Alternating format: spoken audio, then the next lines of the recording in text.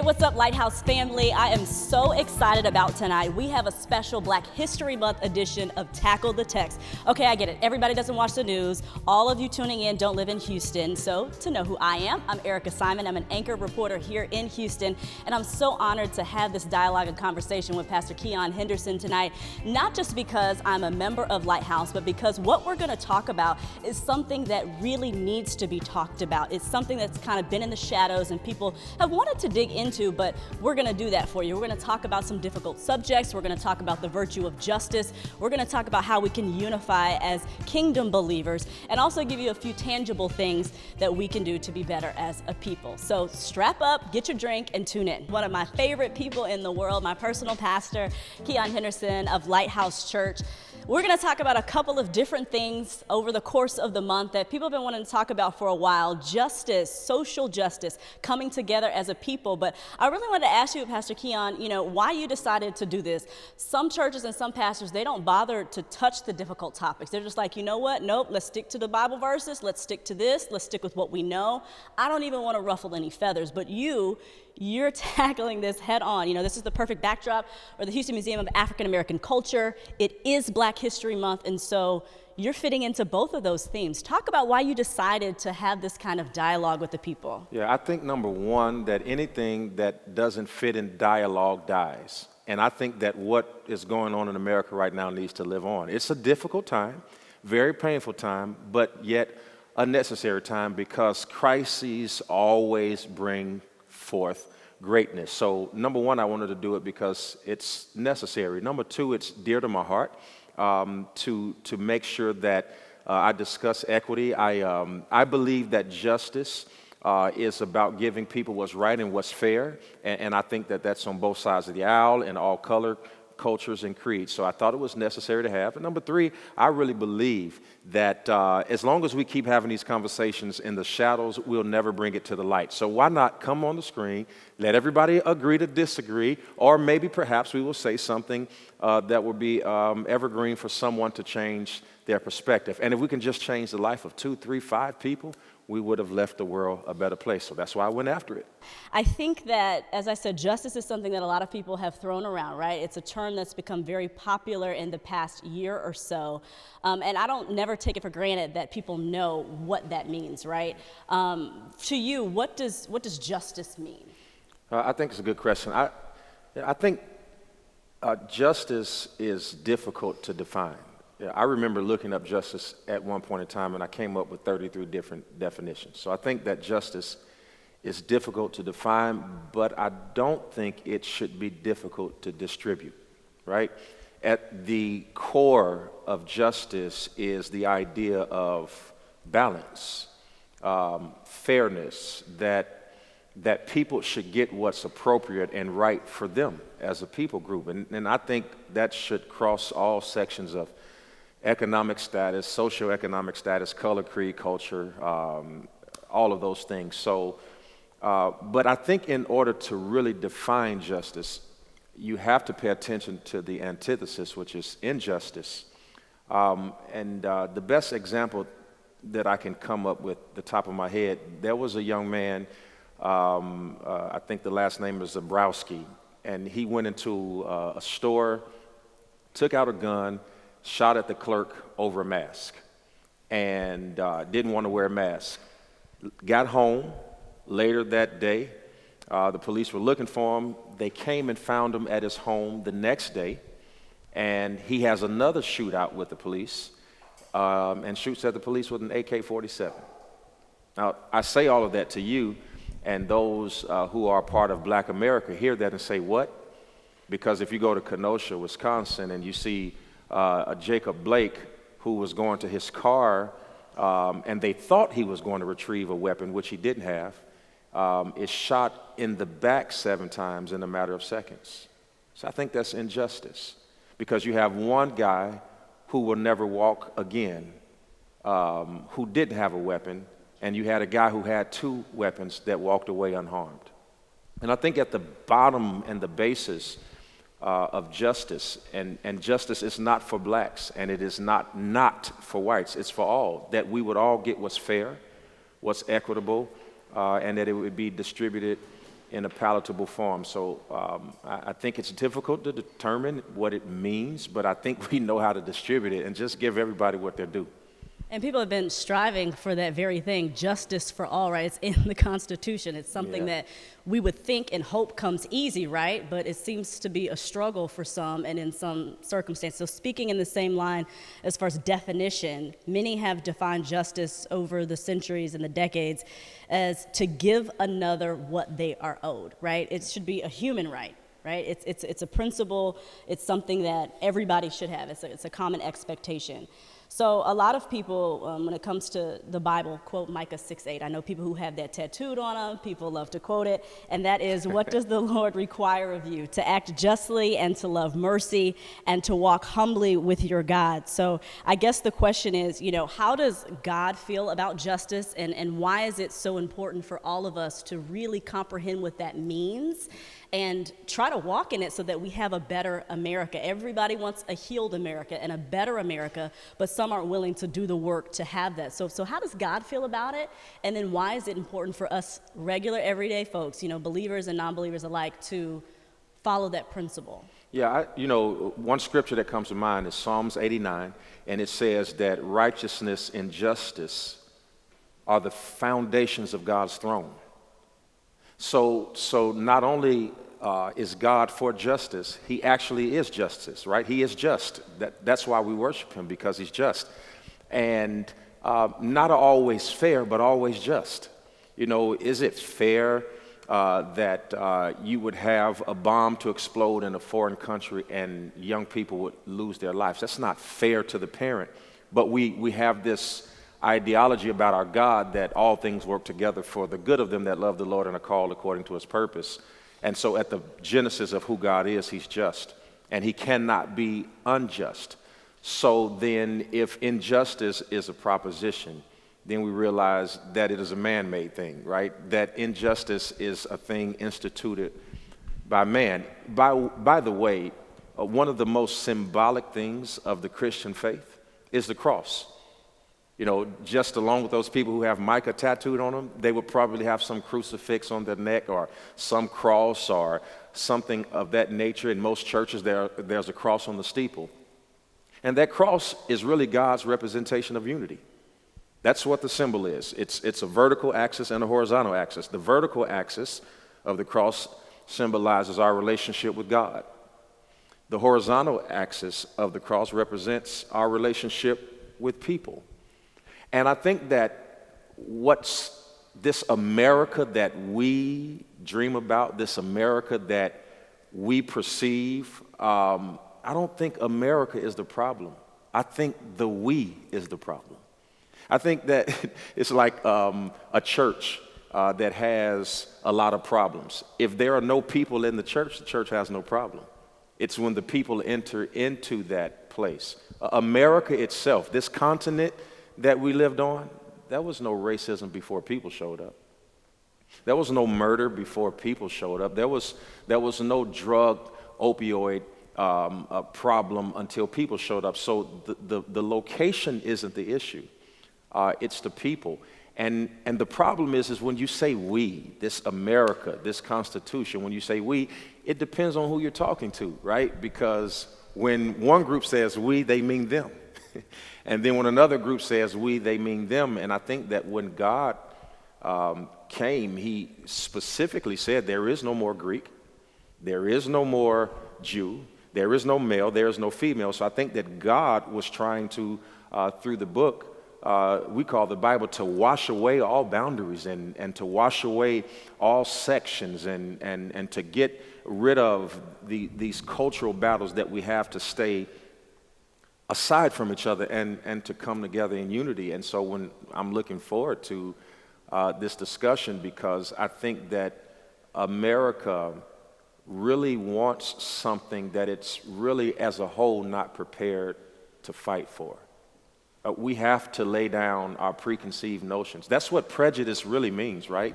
You'll have people say, I'm not racist, but that's not the only way you can be against somebody. So you can also be prejudiced, which is a preconceived ideology of a person that you don't have experience with. So while I believe that God is just, I don't think that it is.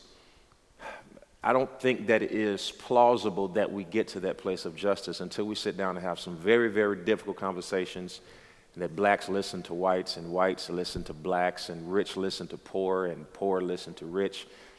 Some of those conversations are happening, but I think they need to happen more often. That's something that I saw kind of dwindle away in the past couple of years, just a real lack of compassion and empathy, people listening to one another, willing to have, a sit-down dialogue and say, I may not agree with you, I may not even understand where you're coming from, but I hear you, and I'm hoping to have a better understanding of what you feel is wrong or what you feel is injustice, because I've heard you. You said something interesting about the we, depends on who you ask, right? On how they define stuff. Why do you think it's so difficult for folks to think about the greater picture of their faith, their walk, right? We just immediately kind of just cower and go to what we're used to, right? Yeah. Like, I think the key is to really think about your relationship with the Lord, right? It seems easy enough, but why do you think we struggle with that? Because, the evangelicals and the people who know what the Word says, who know how God feels about things, right? It seems to still be a struggle. Is that just human nature? Are we just struggling with ourselves? Yeah, and I think what you bring into the conversation is absolutely true. It's human nature and human frailty. Like, we're flawed. I said something not too long ago that people put a high price on what they think. So they believe that because it's in their mind that it has merit, that because they thought it, that it must have truth to it. Then you have to dig into what people are taught, right? Because a lot of these things that we're dealing with, such as racism, are concepts that begin in the homes. Nobody's born hating another group. Those things are taught. So it still goes back to the we, the us in America. And when I was in college, I lived with 2 white guys and 1 other African American. So there's 2 blacks, 2 whites in the same apartment. And let me tell you, we could not be more different. We could not be more different. But because of basketball, we were centered around a common goal. And so there was no white and black conversation in the townhouse that we had as scholarship athletes. It wasn't, but we saw differences. So for instance, when it was Christmas or Thanksgiving, we would be at our white friends' houses because their father and their mother and their siblings and their aunt and their grandmas would all be in the house. They wouldn't be able to come to our house because, number one, it wasn't big enough for the people who lived in it, and number two, it wouldn't be big enough to bring people in, and there was no father there, and there was no grandmother there, and there was no traditions passed along. So I think that most people are affected by their orientation. But then you brought to how do we get there? It's sitting down and talking. There's a scripture in the Bible that says, I would tell you what I'm thinking, but you're no longer trying to understand. It's in the book of Hebrews. And people have gotten away from trying to understand. And as a whole, I think that most of the people in America have great intentions. But like it's always the squeaky wheel that gets the most attention. It's always the most visceral and the most angry section of our society that makes the news. And here's the problem. We as people, we say we want change, but we are also addicted to the thing that causes us to stay frustrated. So we want TV to be cleaned up, but we won't watch good TV, right? We want great programming, but we still watch the murder mystery. And so I think we want something that we don't have an appetite for, and we want something to end that we are addicted to. That's good. They say in the news business, if it bleeds, it leads. If it's drama, if it's a catchy headline, unfortunately, we know that's what people want. That's what they're going to click on. Let's just get real for a second. Why do you think some people get so frustrated at terms that have been used about justice this past year? Social justice, Black Lives Matter, so on and so forth. I mean, as a black woman, I understand what that means. To me, that's my black life matters too. If somebody does something like take it out unfairly, somebody should be held accountable, just like in any other circumstance. The justice system should be the same, right? But for some reason, some people get very upset with that. Talk about that. Why do you think people kind of retreat to fear or get upset about that? Why does that bother people so much, those types of phrases? Yeah, they say that when we're born, we're only born with two fears. We're born with the fear of falling and the fear of noise. You have a baby. We talked about her before we came on today. And Ella would probably rub a pit bull's face where a totally grown person would see that dog coming and be totally afraid of it. I remember one time we were having a photo shoot several weeks ago, and one of the ladies that I work with, Sarah, there was a cat that walked right in the door. Was it a black cat? It wasn't a black cat, because if it was a black cat, all the black people would have Get got out. okay. Right? See, we gotta were go, taught that. gotta go. And here you are. You're talking about what we're taught. And although it's comical, Sarah, now the room, Sarah's white. The rest of us are black. The guys who are taking the pictures are white. This is the truth. The cat walks in. All the black people say, I got to go. I got to go. I don't know that cat Everybody like that. was going out. Sarah went and picked the cat up and took it back outside. And I just looked at everybody and I said, don't worry about it, it's the culture. Don't worry about it, it's the culture. She wasn't afraid of it. But what you have to know about Sarah is she was raised on the farm. So a cat compared to a cow, right? What is a cat compared to all the other animals that she's raised?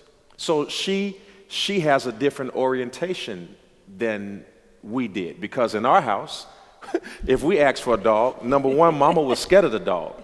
Number two, mama said it's hard enough to feed you. I ain't got time to be buying no extra food for another. So you've got that orientation. But more seriously, to the question, why are people offended by words such as social justice or Black Lives Matter? This is my personal opinion. Everybody won't share it. The only people who are offended by justice are those who are already privileged. To those who are privileged, justice isn't necessary because they get justice everywhere they go. Mm-hmm. But for those who are the underdogs, the underserved, and let's speak, since it's African American History Month, let's speak to the injustice of the education system that has unfairly marginalized people of color. And I say this boldly and I think that anybody, whether you're rich or poor, whether you're Protestant, Catholic, a Baptist, I think that if you really look at the problem and could remove yourself from your orientation, you could see that there are Ivy League schools where people of color are smart enough to get in, but because of the price tag, they'll never get in. And then you can have a rich family whose child is of a privileged class, not even smart enough to get into school, but because the parent can give an endowment, they can fill these schools, thereby get the better opportunities, thereby have the better education. And then you have opportunity zones and red lines, and you have all of these things in banks, and where public schools are funded by property taxes in neighborhoods where all of the properties are abandoned. So there's no money funding the school, which means there are no books to share with each individual student. And now you have students sharing books, and those books are missing pages. And you have teachers who are underpaid in those neighborhoods and underserved. That's not justice. That's not justice. That's injustice at its core. That banks won't lend to you if you're in a certain area, if you're in a certain district. And that opportunity zones have been introduced to the dialect to try to service that, but that's a long-term plan, and it's difficult. Black Lives Matter. Do I agree with everything Black Lives Matter does? I will say here to you, unequivocally not. But this world that we live in tends to not look at the bigger picture, because although Black Lives Matter may be for some things I'm not for, they are actually for the one thing I am, and that's a black man. And I have to start there. I've got a black mother, and I have black sisters. I've got a black daughter, and I don't have to agree with everything that Black Lives Matters do or does in order to see that there is some good to the organization. The people in the NRA are fighting for guns, even though those same guns are shooting up schools. And what has happened is that we've segregated ourselves into party politics, and this is really the issue. The real issue is is that there is a conception, or preception, I should say, that if you are conservative, anti-abortion, then you're a Christian. And if you're not, you're leftist because you're pro-equal rights in marriage and you're against climate change. It's like you got 4, 5, 6 issues, and if you believe in these 3, you're on this side. If you believe in these 3, you're on that side. But there are Democrats that are anti-abortion, and there are Republicans that are pro-life. It's this party politics system that has separated us into these visceral conversations that are designed to keep us apart. You're red, you're blue. You're liberal, you're conservative. You're leftist, you're right. They are designed. And every time you see us coming together, you see the ugliest parts of both parties rising up to say, no, we're not coming together. We're staying separate because it pays to be divided. Most of these people that you see leading us are not interested in unity. It doesn't pay for all of us to be on the same page because you need a Walgreens and a CVS. You need a Target and a Walmart. You got to give people options. Otherwise, coming together bankrupt the people who are not against the thing.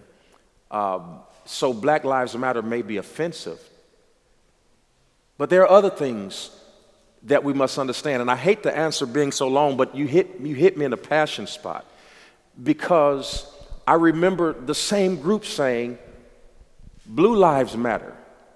But when they stormed the Capitol, they killed 2 blue lives. So were you for the police? Or were you just for them because you thought Black lives were against them? It's the most crucial concept that if we think about it, that all people in pain congregationalize. Mothers Against Drunk Driving, Alcoholics Anonymous, Drug Anonymous. When people are in pain, they congregationalize. And I will say this to anybody watching. Whenever you see a group in pain, this is not the time to judge them. People in pain don't need judgment. They need prayer. They need care. They need to be loved. So if police are in danger, then it is the responsibility for all of us as Americans to respond to that. If Black people are in danger, then it is the responsibility. Why won't we do it? Because every time one of the fish are getting ready to disappear, everybody comes together.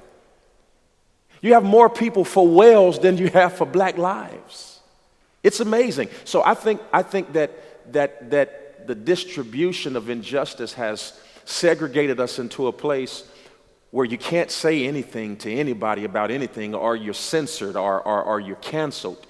But the truth is we need to have hard conversations. We need people who are unafraid. And I would say this to Black people. We need to stop killing our leaders when the other side is trying to kill them as well. So you can say whatever you want about Donald Trump, and you can say whatever you want to about his politics, but you never saw a Republican break rank with him, not many, when he was in office. Yet the entire time, all Black people kept canceling President Obama. And every time he says defund the police or not defund the police. So we kill our own leaders, and we don't support them in wartime. So long answer, very passionate about it. We could have had this whole segment on my thoughts of that, but I'm going to let it go because I know how people are on the internet, and when they see this, the comments are going to come in, but I meant what I said. So I'll never forget this. I was a freshman in college at a predominantly white university, University of Missouri, and I grew up in, I would argue, a very diverse metropolitan area, Dallas. And so I had all kinds of friends growing up, all kinds of backgrounds, all kinds of religions. So my first week at the University of Missouri, and this is part of the reason why I became a journalist. Kid you not, there was a girl who came by and she asked me, didn't know my name from Adam and Eve. She said, "Have you ever seen a shooting?" And I was like, "Well, no. Have you?" Anyway, time goes on, days go on. She comes up, she's like, "Wow, I've never seen a Black person with freckles." I'm like, that's another weird comment. My roommate had the door open. She comes by like a third day. She says, "Oh, you have really nice things," like almost in shock. Long story short, I called home crying, telling my parents, "I don't want to be here. Come pick me up. These people are strange. I don't know what they got going on in the Midwest. I got to get up out of here." My dad taught me a very important lesson that week. He said, "No, you're going to stay and you're going to show that girl grace. She's ignorant by default, but you've been called to educate her through your presence, through your kindness, through your wisdom. Come to find out, she was from a small farm town in Illinois, had never interacted with black people, never seen one, never went to school with them. So as my dad said, unfortunately, she was ignorant by default. So when we talk about some of these issues, right, the things that have plagued the black community, the things that have plagued minority communities, the real injustices and things that have kept us down for so long, I think the education system, part of it is that they're not teaching, right? They don't, I think they call slavery now in the latest public textbooks in Texas, migrant workers or something like that. Like, it's not slaves. I'm like, what is a migrant worker? Is in somebody who gets paid? Like, they didn't get paid. So there's a lack of knowledge there. There's a lack of time for people to really sit down and understand history. But it's important, right? You answered it a little bit as far as Black Lives Matter, but I want to hear directly from you because you guys have a unique perspective that nobody else in America has, being a black man in America. That's different even from being a black woman. I have my own challenges, but as a black man in America, when you see the things play out on television, the George Floyds, the Philando Castiles, Jacob Blake, so on and so forth, like, what does that spark in you? How do you feel? I mean, obviously you look at everything with wisdom and with a spiritual perspective, but you're also a black man. If I could just lay the wisdom and spiritual perspective aside and just be human for a second, I get angry.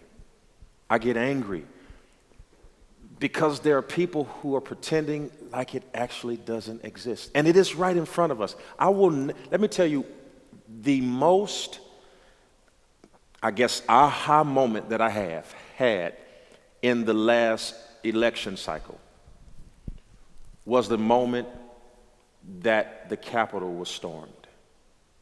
And I said to myself, I'm not going to have the argument of if that was black people, I'm not even going to do that because if as my grandfather would say, if was the fifth, we all be drunk. So I'm not going to have that discussion. But the discussion that I want to have is one that is actually documented. It was on camera. You remember the young lady who was outside of the window? She was storming through the chambers, and the officer shot her, and she subsequently died. And I pray that her family is recovering. Our thoughts and prayers as a church were with that family from that day forward, because I don't think, whether you're black or white, nobody should be dying over this stuff. We've shed enough blood. And if you're a Christian, then you believe that the blood of Jesus was the price for all of this. So everybody else, it's blood, it's wasted. But nonetheless, we're here.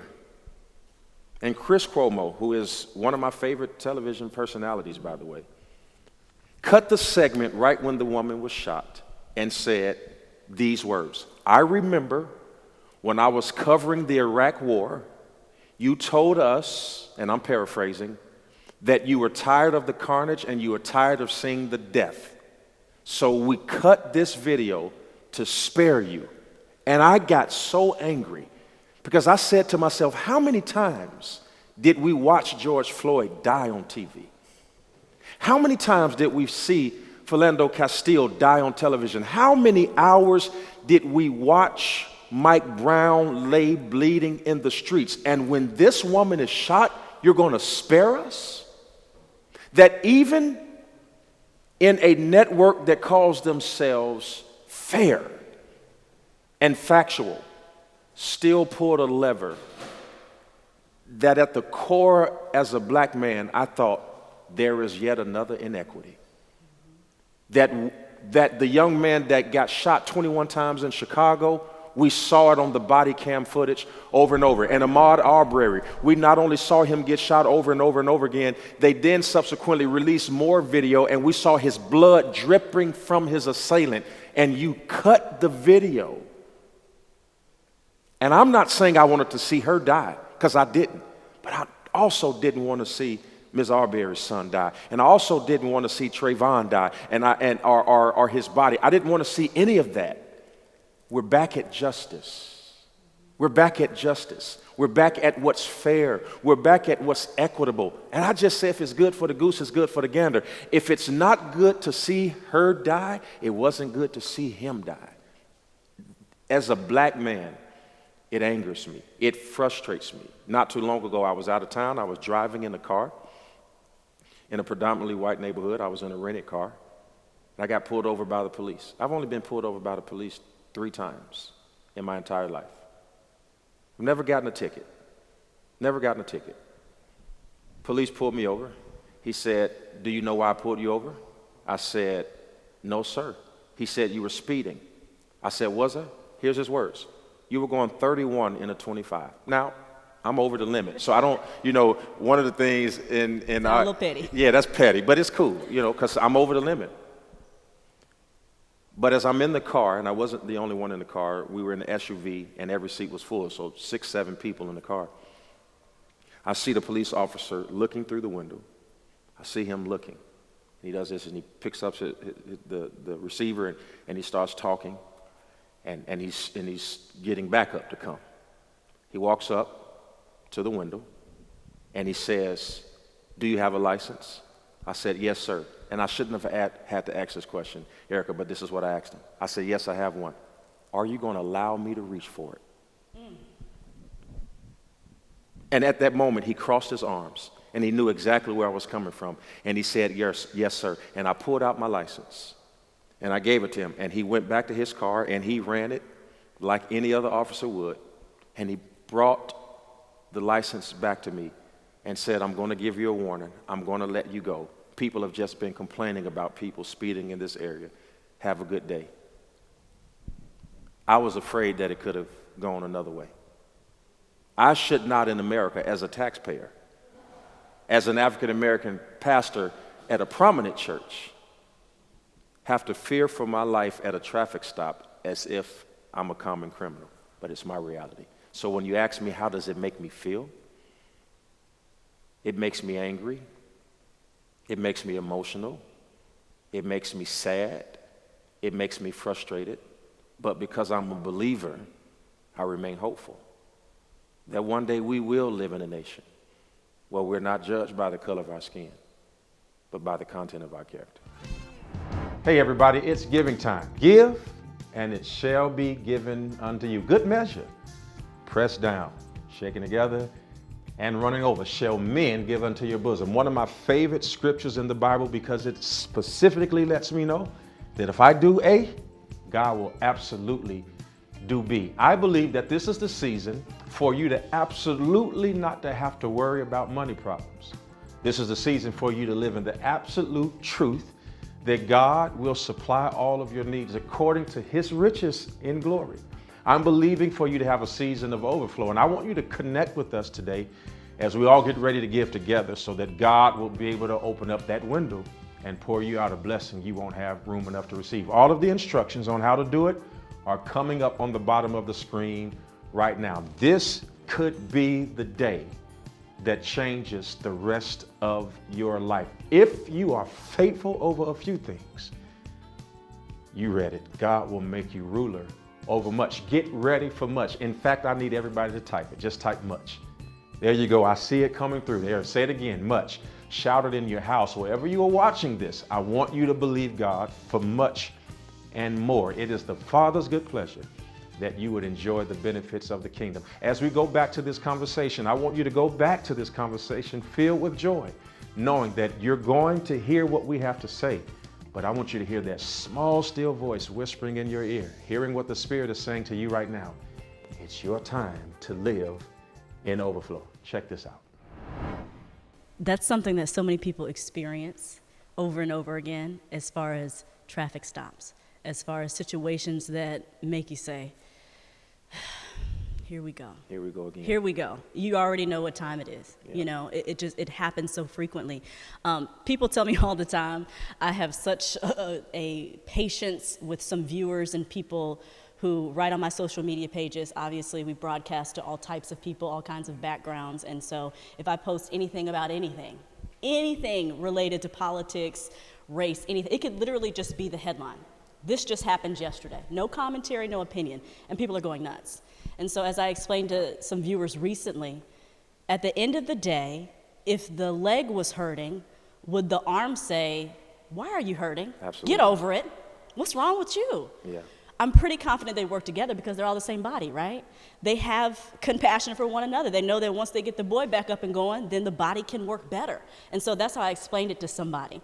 In these injustices, in these divisions, in these differences, if we can start looking at it like that, I got your back, I don't understand it, I don't get it. Yeah. I hear you. That's good. I hear you.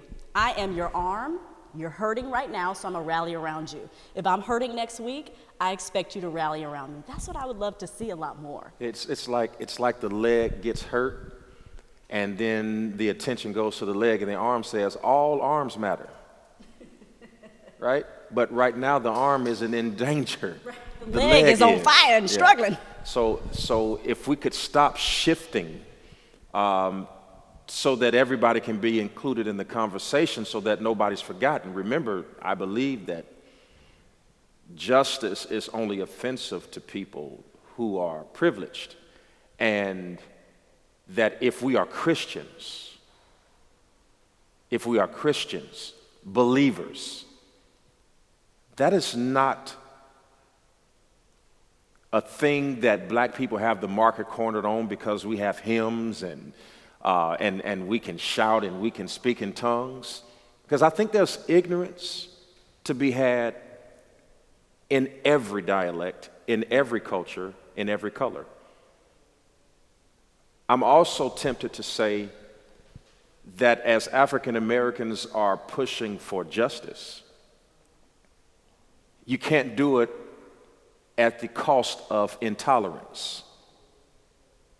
That because an officer did something wrong, that every officer you see is now associated with that same behavior. It's like black people fighting the stereotype that because the robber was dark-skinned and had braids, that because I'm dark-skinned and I have braids, now you look at me differently. We don't want it, so we shouldn't issue it, right? So there has to be fairness and equity and tolerance and dialect and understanding on both sides if we're ever going to do it. And I think I hope that that's where we're headed, because I see some light at the end of the tunnel. How do we get to the point where we train ourselves or have these conversations with people who view things differently or see things differently?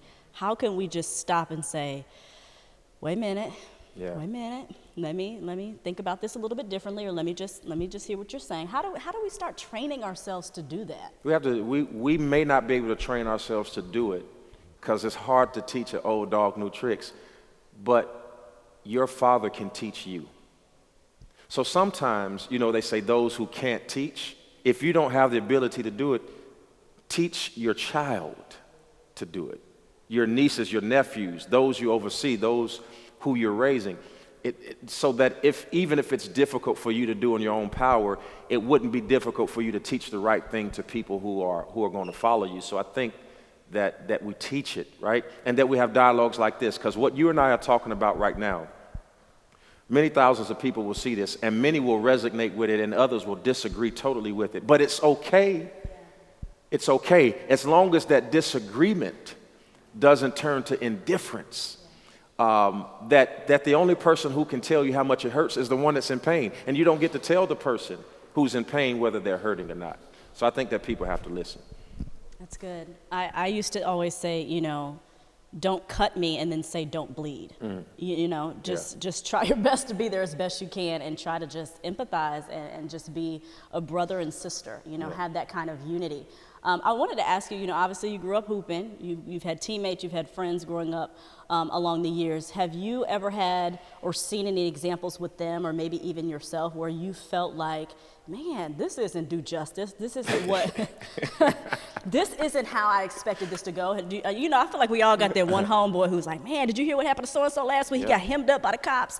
He was thrown up against the car or whatever. Do you have any of those stories that stick out and make you think about when you see the stuff play out on TV? Yeah, so the year is 1999. I am on a basketball team as a senior, and I am driving at this time a brown 1986 Lincoln Continental. Come on. Yeah, I was smooth like that even then. And I remember driving this car, and I was one of the few guys that had a car. Now, here's the irony of it. The same day that I'm driving this car was the day my mom gave it to me this day. It was her old car. And I just got car insurance, just got covered on her car insurance that day. She called it in. She calls me on the phone, and she tells me, whatever you do, don't get in an accident today because I'm not sure if the insurance will kick in today or tomorrow. So what's going to happen? You know what's going to happen, right? I'm going to get in an accident. So we played Westside High School in Gary, Indiana. We lost that game. He remembers, it y'all. stays with me, yeah. We get dropped off by the bus, and myself and 4 other teammates, Chris Woods, Keion Frazier, Willie Davis, and Marcus Jefferson. We get in my car, and I'm headed to take all of them home, because at that time, I'm the only one that had a vehicle. As we're coming out of the school parking lot, out of nowhere comes a Trans Am. Boom! Hits us head on. The car bounces off of us, hits a bus stop, goes through the bus stop, and goes into the house behind the bus stop. And so now you have the front of this car inside of this green shotgun house right on the corner across the street from the school. We panic, we get out. I'm scared because Mama just told me. She just told you, boy, you better not let this happen. And they never let me live this down. This was my reaction. I get out of the car and I go and I start shaking the stop sign like, no, she is going to kill me. That followed me all the way through college. They never let me forget about it. So we get out of the car, and I think it may have been Will. He was the tallest out of us. He went to the guy's passenger side door, opened it, reached across him and unlocked the door because this guy's bleeding from his face. Call ourselves going to help. The guy starts panicking and going crazy and say, they're assaulting me. He starts screaming, so we back up, we close the door. The police arrive. And put us all in handcuffs. He is yelling, they assaulted me. Look at the blood in my face. They assaulted me. Erica, he has a beer in his lap. By the way, he busted his head on the steering wheel from the accident.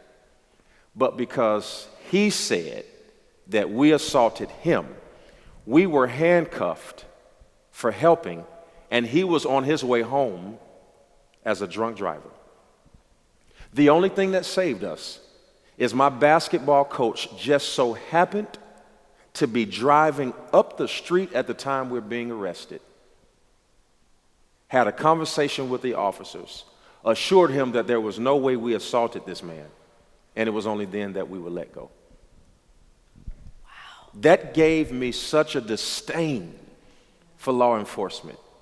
They never asked us our side of the story, and to this day, I cannot fathom how could you show up to the scene of an accident where a man has a beer in his lap and you take his story. I guess at that time I was thinking over 4 or 5 black boys.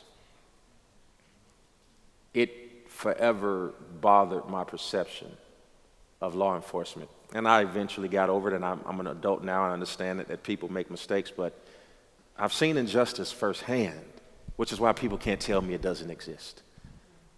So that's one of my stories. But I also have stories to the opposite where I had great experiences. So, you know. Yeah, we can't lump everybody together, that's for sure. That's another thing, you know, and that's a reason why I got into journalism. I really wanted to make an impact and a difference as far as stereotypes and perceptions, because what we put out does shape perceptions, you know. I had an interview with a historian years ago talking about when all of this stuff was coming about, Black Lives Matter and social justice and whatnot. And this is a white professor from Mississippi. He grew up in the South. He had his own notions, but he was also a scholar and stuck to the facts and stuck to what was on text. And so he told me that in order to really be able to understand the injustices and the racism in America, you have to get real and go to what it was at the beginning. And the truth and the matter is, African people were brought here and considered non-human. They were considered property. They were not considered. So we're talking about why there's 2 different justice, you know, situations, because, you know, it's going to take a while to get past. They were never really considered human. At one point on the U.S. Census, they weren't even marked as human beings, right? And so, yes, centuries have passed, you know, but Jim Crow wasn't that long ago, right? There were still perceptions that, well, the black folks aren't equal, you know, so it's going to take a while to get past that. So my next question to you is, how do you intentionally go about juggling or pastoring a very multicultural church, different ages, different backgrounds, but also having that in your mind. You know what it is sometimes. You know that we still haven't arrived when it comes to racial justice, when it comes to social justice. How do you balance that? Well, I think that's a great question. I'm privileged to lead a multi-ethnic organization. I don't respond to color. I just respond to pain. I don't care what color you are. If you are hurting, I'm coming. It's documented. One of the first acts, reaction to crises that I had as a pastor here in Houston was when the Boston bombing took place. Now, you know as well as I know, it wasn't a whole lot of black people in Boston running in no cold. At all. We don't, we don't go outside. Go the opposite way. It's cold, too cold for that. We don't run, and we definitely ain't going outside when it's cold. Okay, at all. But we purchased prosthetic limbs for 3 families. I didn't know how expensive they were at the time. We didn't even have a church building. There was a pastor named William Jordan at Lions Unity Church. It's a historic church here in Houston. We had to use his church. I combined our efforts with the Interfaith Ministries. Elliot Gershenson was the president at the time, and we combined efforts with them, raised the money, got these families the prosthetic limbs for their children, and all of the families were white. And to this day, I've never met any of the families other than by letter. I don't respond to color. I just respond to pain. So the way you lead a multi-ethnic organization is just respond to hurt. That's what Jesus did. Jesus was Lord to the Jew and the Gentile. Whosoever will, let him come, right? We do an anti-hunger campaign every 3 months, and we feed at a minimum of 2,000 families. That's our goal. We don't care what color you are. If you're hungry, you're hungry. We give away 20,000 pounds of clothes every quarter. We don't care what color the skin is that the clothes cover. If you're naked, just come. We have a expo that we do during the resurrection season. We have about 6,000 or 7,000 people who come. And when I tell you they're Asian, Latino, African American, Caucasian, I met people from Indonesia, the Philippines. If you need respite away from the mundane, trivial trials of an everyday life, I have never cared what color you are. The way you do it is you respond to human need, irregardless of color or creed. And I don't need you to like me for me to love you. I think happiness, joy, and peace is an inside job, and it should never be outsourced to somebody's feelings about you. I'm sure I've put clothes on racists.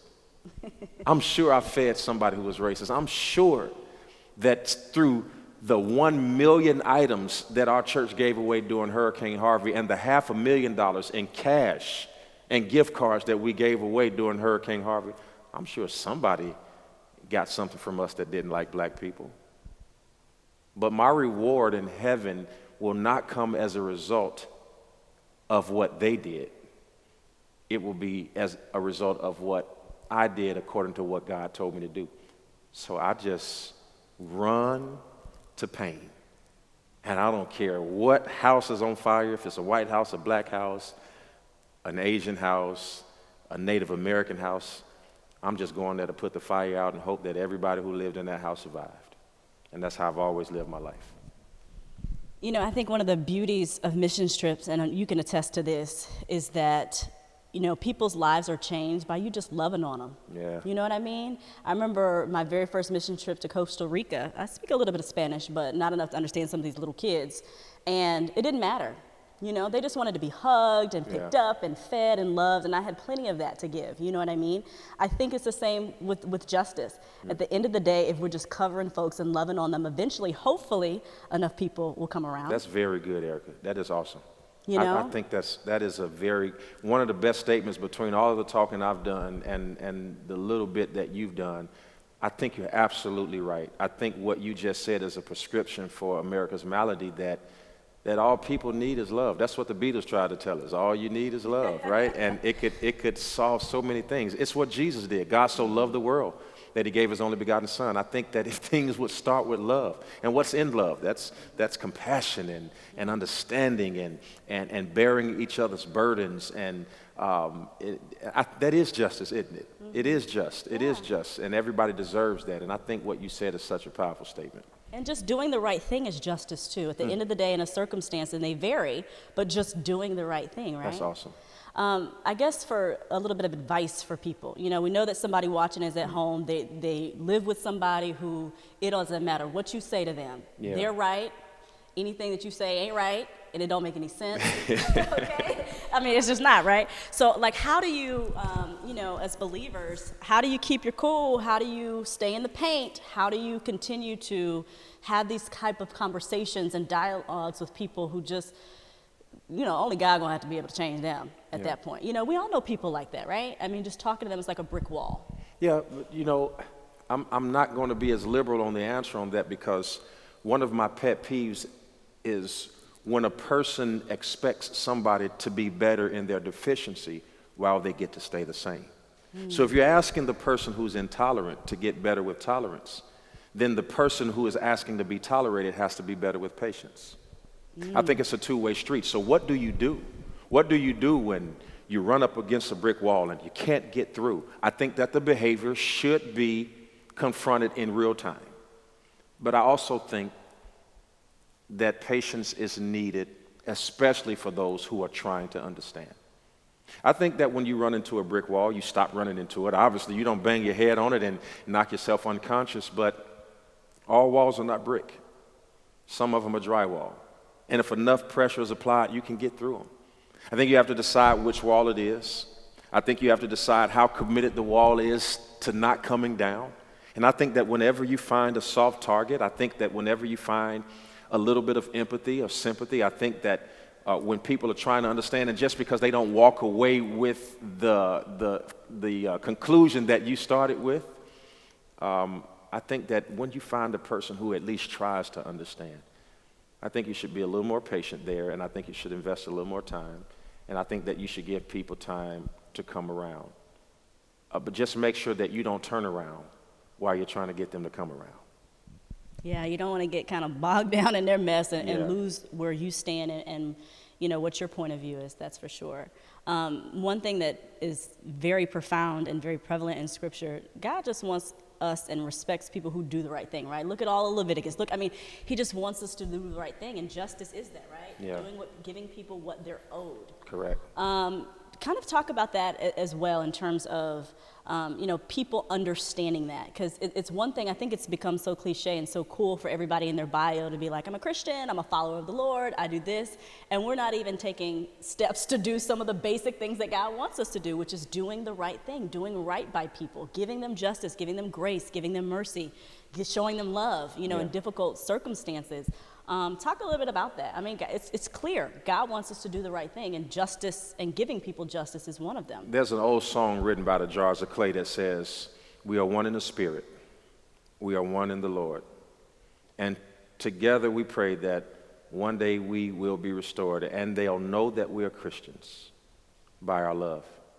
They won't know we're Christians because we were Black Lives Matter. They won't know we were Christians because we believe in pro-life. They won't know we're Christians because we defended the Second Amendment. They won't know we're Christians because we fought for equal rights in marriage. They won't know we're Christians because we were Baptist or Protestant or Episcopal or Church of God in Christ or who cares? They will know we're Christians by our love. That's the only definition that we have. And in love is tolerance, and in love is care, and love is patient. Paul said it. Love is kind. Love is not arrogant. Love is not puffed up. It keeps no record of wrong.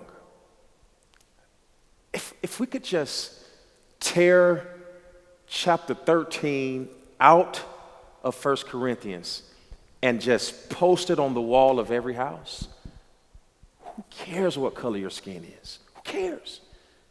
Who cares whether you have $1 million in the bank and you're able to leverage a tax loophole, or whether you are just paying the simplified tax rate of somebody who works at a fast food restaurant? At the end of the day, when the sky cracks like glass and Jesus comes back, he won't ask you, were you a Republican, Erica, or were you a Democrat? Or let's put it, did you work for Channel 2 or 13? Right? He won't ask you that. He won't even ask you, what was your religious affiliation? Because while I'm excited that you are a part of our church, I'm sure our church isn't the first church that you were a part of. You will be judged by what kind of mother were you, and how did you treat Ella and your husband and your father, who sounds like a wise man, to tell you, no, you're not going to quit. You're going to stay right there. Your father did what he did because he loved you. You do what you do because you love your family. Those are the things that when it's all over, we will be judged by. And I just wish that this message would go far enough and wide enough and outside of the local church and reach enough ears where people will recognize that our struggle is that we are majoring in the minor and we're minoring in the major. That all of the news cycle is filled up with things that won't change a thing.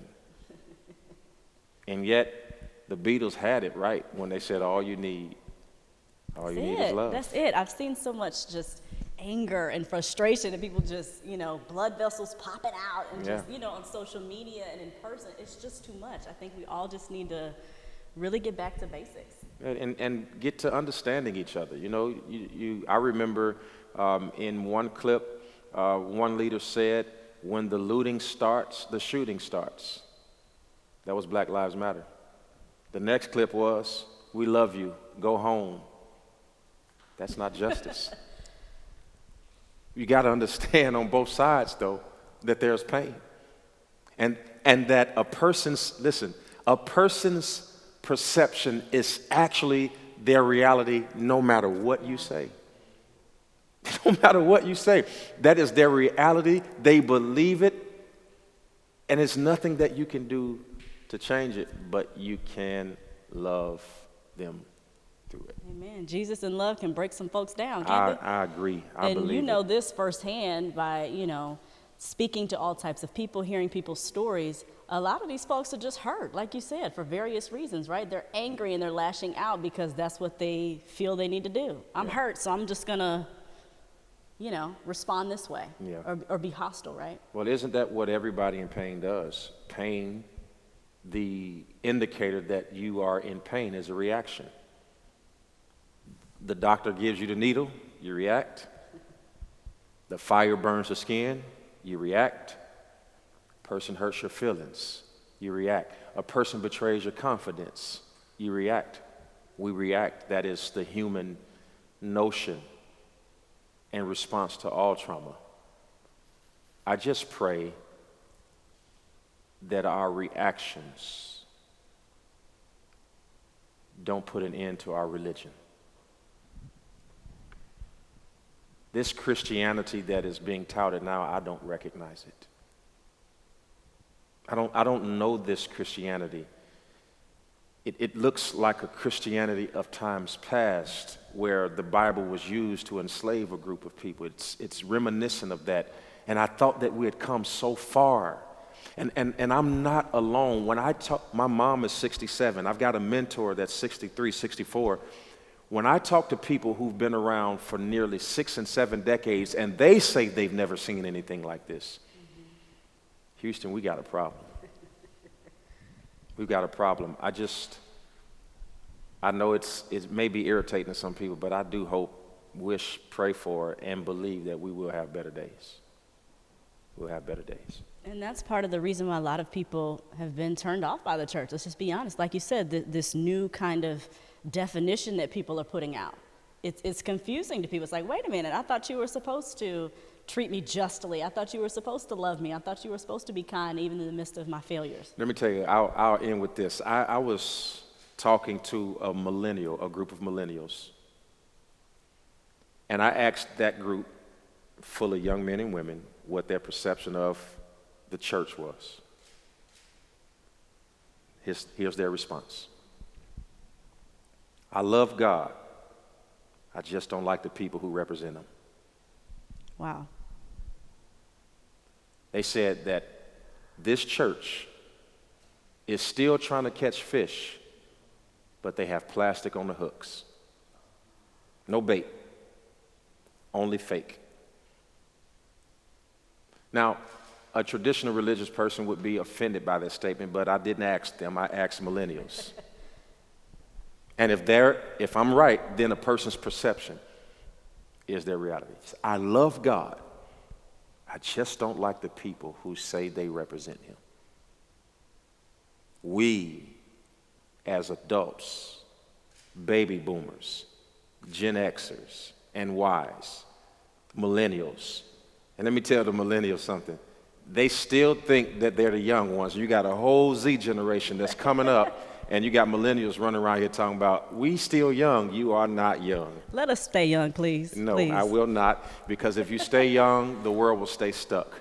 It's time for you, your generation, our generation. We're the leaders. So we have to have these conversations. We have to talk. We have to speak up. Andy Young, his eyes are growing dim. John Lewis is gone home to be with the Lord. There is a new generation of people who must carry the message forward. And those of us who are in our 30s and 40s saying we're young, you got to know that John Lewis was 20-something when he was on the mall in Washington speaking near Dr. King doing the I Have a Dream speech. If that is the marker, then we're already behind. That's deep. So now we have an important charge in front of us. Martin and there's Luther a lot King of people was behind dead us. by the time he was my age. I think he died at 39. I'll be 39 this year. I'm 39 now. I'll be 40 this year. He died with this kind of health. We don't have as much time as we think. That's good. I'm happy we had this conversation. It's been a joy. I think appreciate that it you. is a starting off point. I think there's more discussions that need to be had in other churches and other platforms because, as you said, once we really start diving into things, then hopefully we can see how much we have in common and how much we really can unify. Pastor Keion, this has been such an amazing conversation. I feel enlightened. I feel inspired. I feel like this was a much needed dialogue. Before we wrap up, though, I want to ask, and this can hopefully press us forward in a new light, how can justice unify us? Yeah, and let me say this. Thank you so much for your time. You're a member of our church, so I can't help but encourage you. I was enlightened, too. You said several things that made me think, and I appreciate your investment into the dialogue, but I don't know if justice will unify us. I don't know if justice will unify us. 1 Chronicles 7:14 says, if my people who are called by my name will humble themselves and pray, seek my face, turn from their wicked ways and seek my face, then will I hear from heaven. Forgive them of their sins, heal their land. I'm not sure that justice will bring us together because I think that even when we all have the same thing, we'll find something else to argue about. I do know a thing that will bring us together. I know a couple things that will bring us together. It's not justice. I think, number one, humility will bring us together. Humility is being able to see yourself lesser no matter what the circumstance is. And I'm not saying less as a person, but the humility that's necessary for you not to be arrogant or proud or puffed up or think that you are deserving of anything. My mother taught me a lesson. If I never will remember anything else, she taught me something that I never shall forget. She said, Keion, expect nothing and appreciate everything. That's humility. Number two, prayer. Prayer. The effectual, fervent prayers of the righteous availeth much. And we don't have enough prayer. They try to remove it from the schools, but the great thing about prayer is it doesn't have to be audible. It can be inaudible, and you can pray in your heart sitting right in front of a person who can suspend you if they find out that you're praying. And I'm so glad that God understands silence.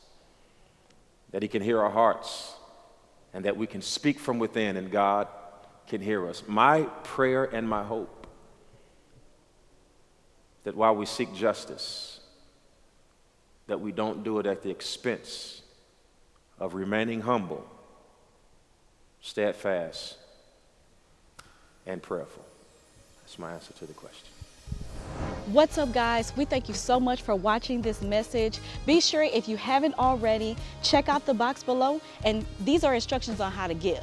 Also, if you just don't know where to go, where to turn, who to turn to, if you feel connected to this church, if you feel connected to our pastor in this ministry, be sure to also look down below on how to connect with us and to just join us every single time that you see us on Sundays or Tuesdays, whatever worship service that we may have. And I also want to take this thing out with a prayer for you guys. We pray that this word penetrated your heart. May the blood of Jesus be with you all the days of your life. Everywhere your feet shall tread, he will be with you. We thank you again for watching us, and y'all have a good day.